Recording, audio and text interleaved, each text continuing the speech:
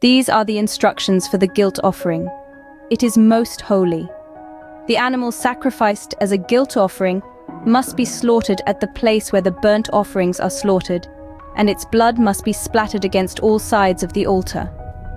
The priest will then offer all its fat on the altar, including the fat of the broad tail, the fat around the internal organs, the 2 kidneys and the fat around them near the loins, and the long lobe of the liver. These are to be removed with the kidneys, and the priests will burn them on the altar as a special gift presented to the Lord. This is the guilt offering. Any male from a priest's family may eat the meat. It must be eaten in a sacred place, for it is most holy. The same instructions apply to both the guilt offering and the sin offering. Both belong to the priest who uses them to purify someone, making that person right with the Lord. In the case of the burnt offering, the priest may keep the hide of the sacrificed animal. Any grain offering that has been baked in an oven, prepared in a pan, or cooked on a griddle belongs to the priest who presents it. All other grain offerings, whether made of dry flour or flour moistened with olive oil, are to be shared equally among all the priests, the descendants of Aaron. These are the instructions regarding the different kinds of peace offerings that may be presented to the Lord.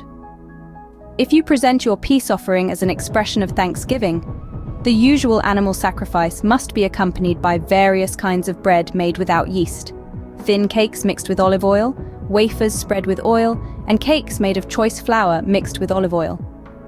This peace offering of thanksgiving must also be accompanied by loaves of bread made with yeast.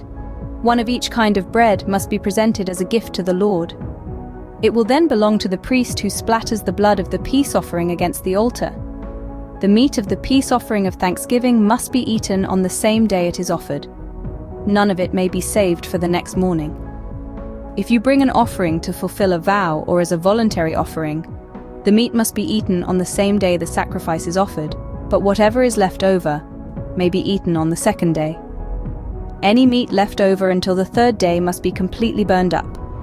If any of the meat from the peace offering is eaten on the 3rd day, the person who presented it will not be accepted by the Lord. You will receive no credit for offering it. Meat that touches anything ceremonially unclean may not be eaten.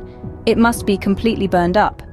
The rest of the meat may be eaten, but only by people who are ceremonially clean.